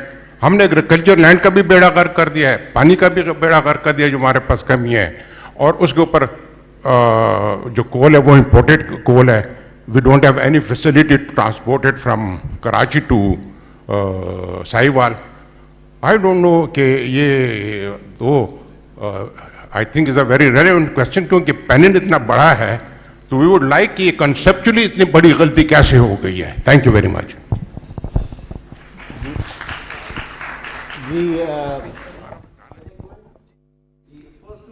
پہلی تو بات یہ ہے کہ we don't have shortage of electricity. Theoretically, we have more electricity than what we need right now. 43,775 megawatts is the installed capacity, and the maximum we have touched is 32,000 actually. So our problem is reversed now. We have to pay the capacity payment of all those plants that we are not even utilizing. So answer number one. Answer number two, Gwadar. When I go back to office today, we have their applications and we are going to consider their request for the tariff. So it is happening, and very soon you will inshallah see tariff coming from NAPRA and some action on ground inshallah. جی third question میں بتا دوں جی کہ جو آپ نے imported کول کی بات کی, تو I was the C O of ہپکو, تو ہم نے بالکل وہ کوسٹ کے اوپر لگایا ہے اور اپنی ہی جیٹی ہے. We don't have to transfer اور ٹرانسپورٹ دا کول. لیکن انفارچونیٹلی جس وقت یہ اپروول ہوئی تھی اس لیے امپورٹڈ کول پہ لگائے کیونکہ کاسٹ آف پاور جنریشن جو کول پہ ہوتی ہے وہ سب سے سستی ہوتی ہے. ہم نے انفارچونیٹلی مائن اپنی ڈیولپ نہیں کی تھی, تو صرف 3 پروجیکٹس اپروو ہوئے تھے اور 3 میں سے 2 آلریڈی سمندر کے پاس ہی ہیں, ان کو ٹرانسپورٹیشن نہیں کرنی پڑتی. تو لیکن وہ ایک چائنیز کا ایک پروجیکٹ تھا, they wanted to have it here, اور وہ جیسے آپ نے سنا جو چیف گیسٹ آئی ہوئی تھیں کہ انہوں نے ورلڈ ریکارڈ قائم کیا اور 22 مہینوں کے اندر انہوں نے لگایا. لیکن ایک جو مس کانسیپٹ میں دور کر دوں کہ جتنے بھی یہ کول پروجیکٹ لگے ہیں, چاہے وہ تھر میں لگے ہیں یا 3 project, they are state of the art super critical technology پہ لگے ہیں. اور یہاں 2 وٹنس بیٹھے ہیں کہ جب انوگریشن میں نے ہب کا پلانٹ کیا تھا تو فاروقی صاحب اور شاہجہان مرزا صاحب گئے تھے, اور ان کو ہم نے جب اپنا پلانٹ دکھایا, آپ یقین کریے کہ وہ جو پلانٹ ہے it is cleaner than your drawing rooms. There was not even a single particle of coal over there, اور جتنی وہاں پر ایمیشنز اور ایفلوئنٹس ہیں they are World Bank standard compliant. تو یہ کلین انرجی والے پروجیکٹس لگے ہیں ماشاءاللہ, اور ہمیں ضرورت بھی ہے کہ ہم جو کاسٹ افیکٹو پاور پلانٹ لگائیں. شکریہ. لاسٹ کوشچن یہ میرا خیال ہے میں لے لیتا ہوں, which is probably the most difficult and controversial question.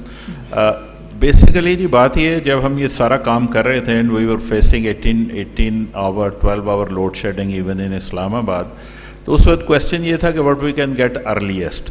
جب یہ پروجیکٹ اس لیے کنسیو کیا گیا تھا, if you know our grid system and our demand is maximum demand is Lahore, Gujranwala and Faisalabad triangle, that is the demand center of Pakistan. وہاں پہ power چاہیے تھی. اگر ہم کمپیریزن یہ تھا جی کہ اگر ہم اس امپورٹڈ کول کا پلانٹ ایک لگائیں کراچی کے پاس, پورٹ قاسم کے پاس, and we bring in a transmission line of about 1000 to 1100 kilometre, تو اس کے بنانے کے لیے ہمیں کم از کم 6-7 سال چاہیے تھے. اس میں رائٹ آف وے کا ایشو آتا ہے, اس میں لینڈ کا ایشو آتا ہے, اس میں بہت ساری چیزیں آتی ہیں. تو اس وقت یہ سوچا گیا, always this can be questioned, but اس وقت یہی سوچا گیا جی کہ اس بہتر یہ ہے کہ پلانٹ یہاں پہ لگا لیا جائے, ریلوے کا انفراسٹرکچر موجود ہے, تو کول کی ٹرانسپورٹیشن جو ہے وہ ایزی ہو جائے گی. So the coal transportation has been following all the international standard. وہ سپرے کر کے بند بوگیز میں لاتے ہیں. You have all the right to disagree, but I think we can discuss it in some other setting in detail, but this is the short answer. Okay, thank you, sir. You can continue this discussion on at the lunch or after. So, any other question, please? Is right with it.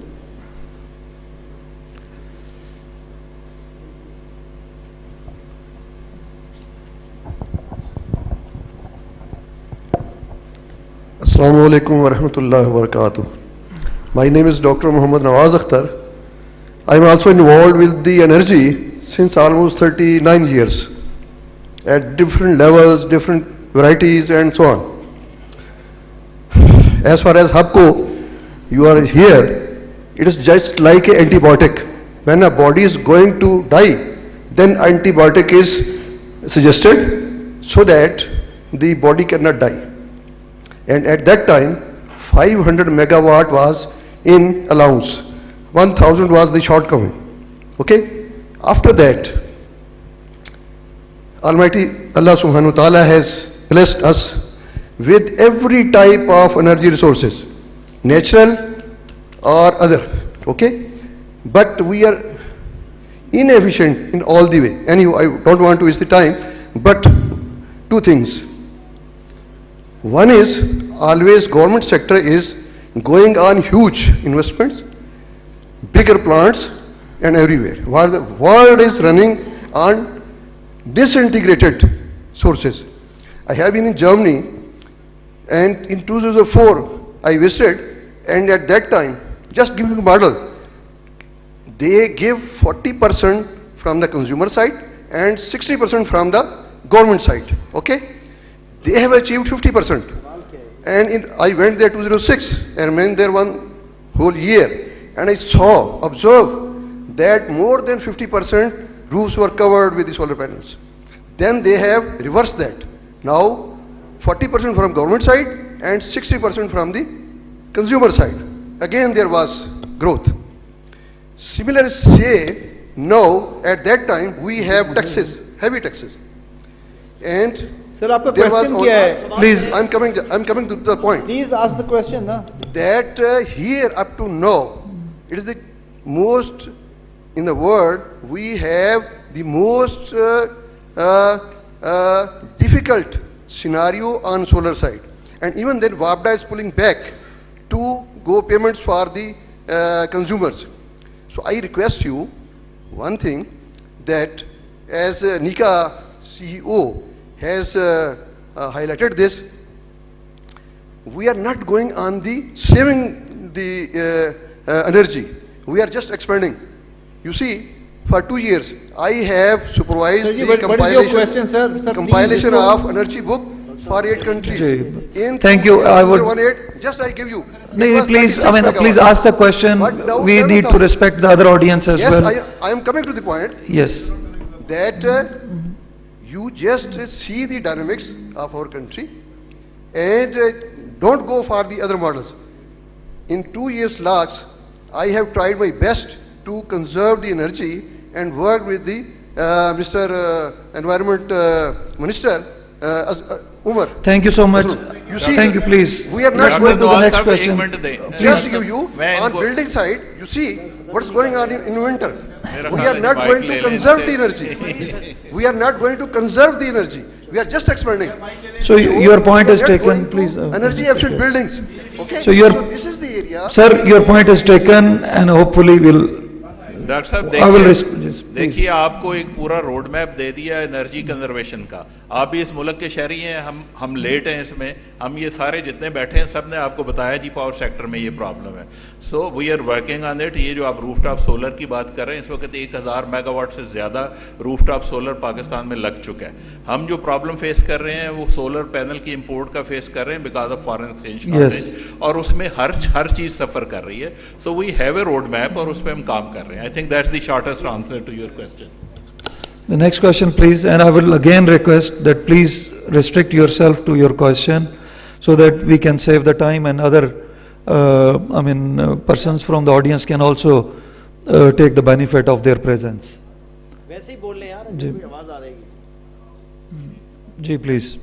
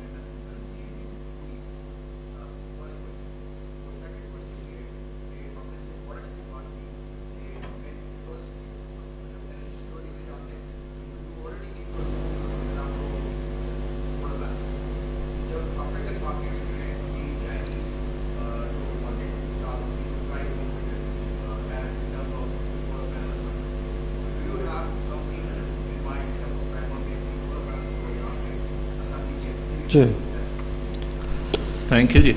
I think I've said the two reasons, the two key reasons. One is probably we underestimated the market and we underestimated the tariff which should be acceptable to the lenders given the higher interest rate, Pakistan risk level and everything. I mean, we can discuss in debate, but the brief answer is these two reasons. And on the second question, what was your second question, sorry? Solar panels manufacturing. Panel manufacturing. There is a policy under making. Hopefully it was expected to be approved by the cabinet about 2 months back. Basically, we are offering the incentive on the import of the spare parts. Currently, we have a very serious dichotomy in the tax structure that the import of complete panel is tax free, but when you import the parts to assemble in Pakistan, that is taxed. So we are removing those anomalies, and we are talking to some of the companies also. They are very keen actually to come in and set up solar manufacturing and inverter manufacturing plants in Pakistan. At the very onset, when I came here, I met a few of the giants in solar business as well as wind energy, and I checked the possibility of them having local production in Pakistan for solar panels as well as wind turbines, because it's no-brainer, you know. Unfortunately, all of them asked me for a guaranteed business, guaranteed number. And one more thing that we have done, we have gone to now comparative bidding. That's the only media of capacity expansion that I was exposed to in Abu Dhabi. So in that context, we cannot give anybody any guarantee, you know. It's an open competition, so and businessmen have to take their own risks. So that was the impediment, but I'm sure with the growing requirement for the panel, when more and more hike of electricity prices will be there, I'm quite sure they will eventually come to Pakistan. I just want to add, it's a good question by the way. Dekho, from my experience and perspective, there is no brainer that the country should have the solar, renewable. But is वक्त जो main issue है, which the sponsors or the investors are facing, twofold. सबसे पहली बात ये है कि if you were to have solar panels or solar power, I am advising Jazz, because they want to have at least 300 megawatt of solar power plant, because they have got thousands of towers from south to north and they are connected with the grid, and the cost of grid power is so expensive, they are losing their business case. Two impediments. First of all, if you were to have the EPC contractor, you just cannot establish the LC because of the limitations of State Bank of Pakistan, which has to be addressed, and that is one of the recommendations I made. The second issue is that you can install the power plant, but until CTBCM and wheeling is not going to be really active, Chairman Sahab, I don't think you would be able to really achieve that objective. And as I said, that please leave your legacy and make it happen before you conclude your term. Tell me how. Because until you see these two issues are not resolved, I'm sorry, we would not be able to really achieve this objective. Okay, so the last question from the audience, please, because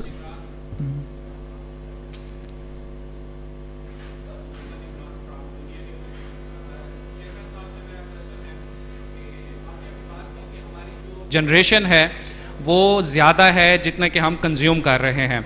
दूसरी तरफ हम देखते हैं कि weekly और fortnightly rates बढ़ रहे हैं। पब्लिक को वो जनरेशन चाहिए, वो बिजली चाहिए जो सस्ती हो। इस हवाले से आपने अपने टेन्योर में क्या जो है वो पॉलिसी मेकिंग की है? जैसे madam director she is rightly pointed about wind and water electricity, तो उस हवाले से कुछ बताइएगा। जी, हमने जैसे मैंने आपको बताया कंपटीशन लेके आ रहे हैं और प्राइवेट सेक्टर को बिल्कुल वी आर ओपनिंग अप कि वो इसमें आएँ। मैंने कोलंबिया बिजनेस स्कूल से एक एग्जेक्टिव प्रोग्राम किया 1 साल का, तो one of the things that they taught us कि this is not government's business to do business. पूरी दुनिया से गवर्नमेंट जो बिजनेस से दूर हो रही है and they are encouraging the private sector कि वो जाके काम करें। तो यही काम हमने भी यहाँ पे किया है। बाकी ग्रीन एनर्जी को लास्ट जो पिछली गवर्नमेंट में 12 प्रोजेक्ट्स हमने दिए थे, unfortunately they couldn't see the day light, तो उसमें पाकिस्तान का लोएस्ट टैरिफ दिया था 3.2 से 3.7 सेंट्स पर किलोवाट आवर। हमारे पुराने जो विंड के और सोलर लगे हुए हैं वो 17 सेंट 14 सेंट के थे, लेकिन thanks to technology, thanks to the prices के वो स्लैश हो गई। और अभी जैसे आपने शाहजहां मिर्ज़ा साहब ने बताया कि हम गवर्नमेंट के साथ मिलकर काम कर रहे हैं कि अभी 600 मेगावाट, उसके बाद G2G पे गवर्नमेंट टू गवर्नमेंट पे गवर्नमेंट इज़ वेरी इंटरेस्टेड कि वो एटलीस्ट 10,000 मेगावाट पे जाए। तो आई एम क्वाइट श्योर, और आपके उस पॉइंट का सिटी BCM पे सारा जो हमारा इंफ्रास्ट्रक्चर है दैट इज़ इन प्लेस, हमारी जितनी लेजिस्लेशन है दैट इज़ इन प्लेस, वही मैंने 4 साल में किया है। और गवर्नमेंट ने एक मॉरिटोरियम हटाना था, वो भी टाइम ख़त्म हो गया। अब गवर्नमेंट ने सिर्फ रूल्स लेके आ रहे हैं, जिस पे सेक्रेटरी साहब से मेरी चंद दिन पहले बात हुई थी, तो they are very actively working on that. तो it is the reality, it is round the corner. थोड़े दिनों के बाद आप देखेंगे इंशाल्लाह। फिर हमने एक काम और भी किया, जैसे KE है और बाकी डिस्कोज हैं, इनकी एक्सक्लूसिविटी हमने ख़त्म कर दी। अब now anybody can come and compete with discoms in their territory. ना सिर्फ पूरी डिस्को के साथ अंतर कर सकता है, बल्कि पार्शली भी कर सकता है। कोई आदमी चाहे फर्ज करें DHA लाहौर में या DHA के किसी एक सेक्टर में बिजली सप्लाई करना चाहता है, they can buy electricity, they can sell electricity. ये हमने सारा फ्रेमवर्क पूरा ले आए हैं इसके लिए। So, no, I think we are running short of time now, and we can continue to have this discussion over the lunch or in the evening at the tea. So, I mean, let me conclude. I think we had a very good discussion on the, I mean, potential of the green and clean energy and clean technologies. And just to say, I mean, the way net zero, efforts, net zero carbon efforts and decarbonization of the global value chains is happening, and then the way this concept of green grid is taking some traction in the global arena, and the way electric machinery is going to be changed from, I mean, the diesel run or the petrol run engines to now electric run motors. So, I mean, this is bringing a kind of a lot of revolution. And according to McKinsey's research, I mean, by 2050, there is a possibility of $12 trillion worth of investments across the globe. So in that context, I think we missed one aspect, and if, I mean, anybody from the worthy panelists could also highlight that how to develop this carbon credit market is an important aspect to, I mean, look after these investments in the green and clean technologies. And that, I think, would be a kind of a great impetus, because if any private entity, because all this discussion we had, that was on a macro level, but on the micro level, the micro agents, the small firms, or where they had this possibility to have this carbon neutrality in their operations, so then how we can reward them? So there is an international mechanism to reward them. But the problem is that how they can sell these credits, how they can, I mean, first of all, capture these credits. They have then credibility in that regard. I mean, a 2 minutes response on that would further, I mean, enlighten the professors and the researchers so that they can carry forward their research in these domains in the days to come, and could also bring a lot of insights for the policy making and for the firms who are operating in these domains. Yeah, Dr. Sahab, I can quote my experience. You see, this market is already developed, and there are 2 projects which I have done directly. You know, one was from the platform of Engro, and that was power generation using the permeate gas which was being flared, causing a lot of pollution problem. But at that particular point in time, the 1 unit was 18 euros. And then thereafter, as the market really did various transactions, the second project I did from the platform of Hubco, that was, you see, Lareb.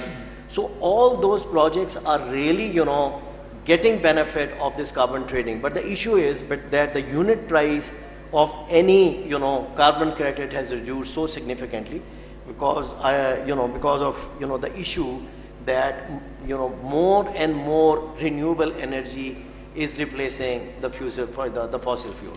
So I think the market is fully developed. There are traders, so who can you can really touch base with them. But at the end of the day, you see whether it is going to be creating some value for the transaction. I'll just, I think especially as Dr. Nadeem highlighted this point for researchers and the student, I think basically understanding the framework is very important, that what kind of mechanisms are there, do we have this carbon pricing, Do we have cap and trade mechanisms or that kind of mechanisms that how we can trade?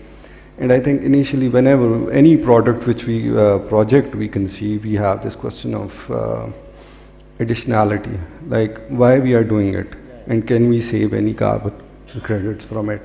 So I think that is initially in most of the projects which we are designing at any level in the government, we generally don't do it because initially the concept in the government is that it's a costly thing.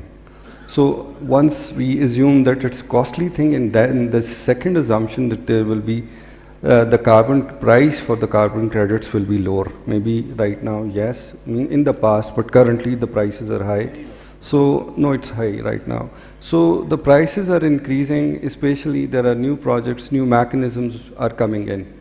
I think there was earlier, if you look into the past of Pakistan history in one of the governments, the petroleum development levy was named once as a carbon credit in Pakistan. So I think there was this kind of mechanisms. If you look into the broader country context, the spending by the government in terms of planning commission and all the PSTPs and others, because UNDP is tracking through one of their studies how much is going into the mitigation, adaptation, and in the related areas, and then how much we are getting from the petroleum development levy. So the spending is much bigger than this cost. So I think there is a case that we are doing the carbon pricing. That is one of the mechanisms. And I think second, especially the trading mechanism, especially for the market, that is a question mark. I think in one of the studies previously I done being part of this carbon pricing and then also the CPEC greening, I think we definitely proposed that under the CPEC, because they have the carbon markets, there can be mechanisms where we can integrate the carbon pricing mechanisms or the carbon markets, or they can be developed in Pakistan and integrated under the CPEC mechanism under this whole framework. So there is work available, and also the recent developments, especially in the COP, and there is other work going on that provides a very promising grounds that we can look into. Recently we, as this is one of the case which I want to highlight, I think the colleague from the audience has raised this question like, what is the solution for having electricity, and then energy saving, another part which was highlighted.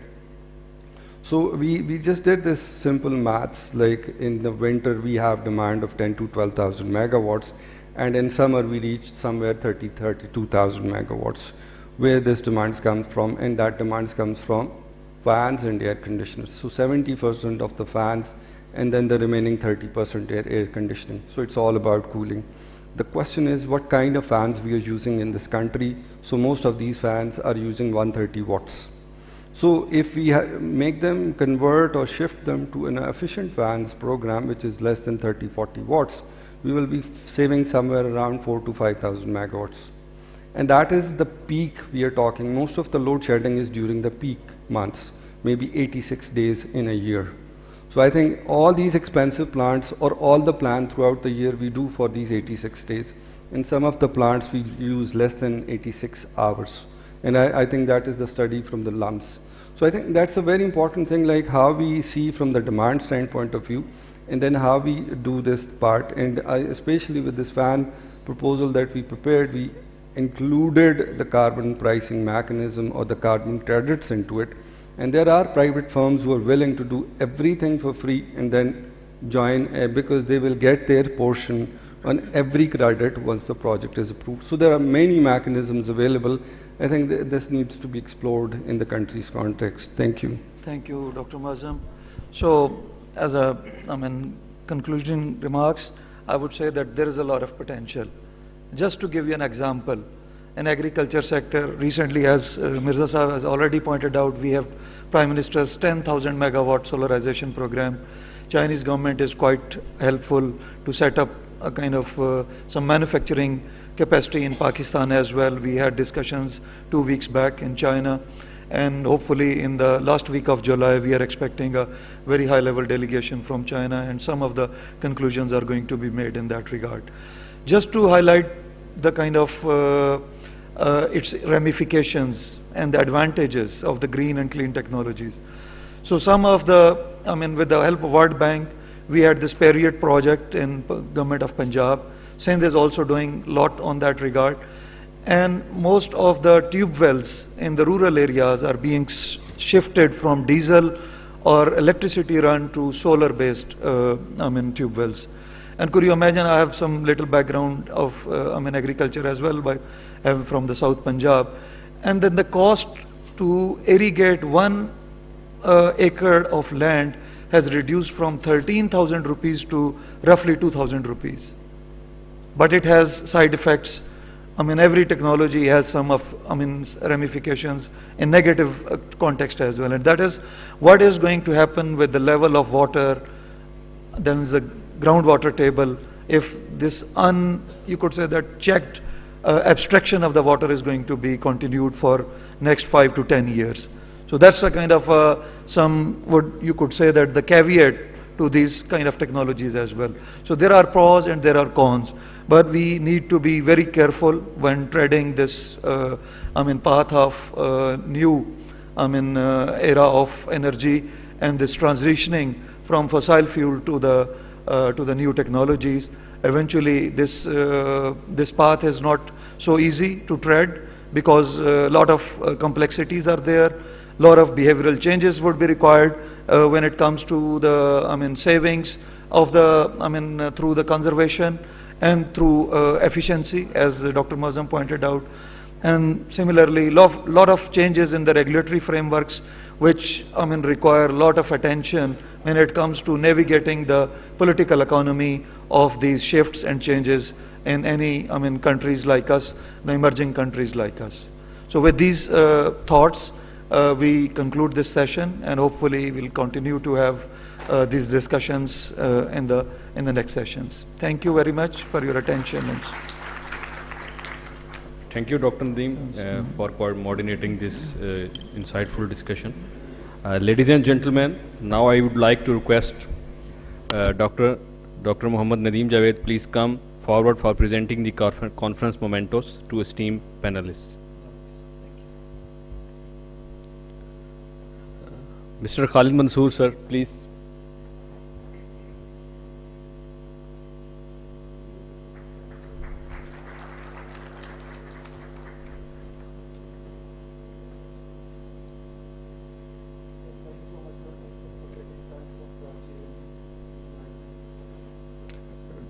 Dr. Sardar Muazzam, sir, please.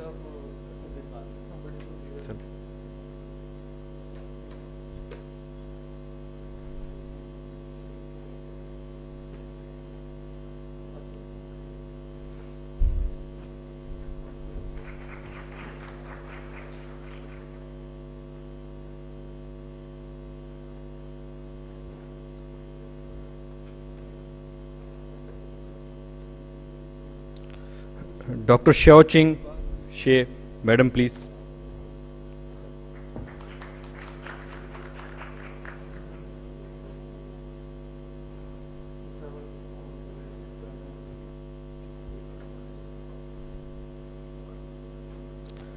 Sir Tosif Haider Faruqi, sir, please.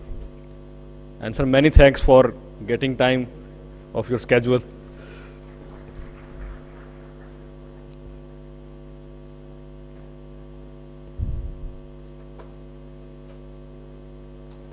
Sir Shahjahan Mirza, sir, please.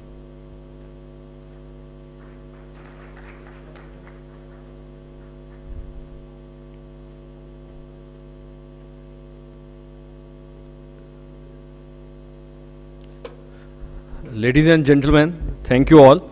Before proceeding towards lunch, there are few announcements.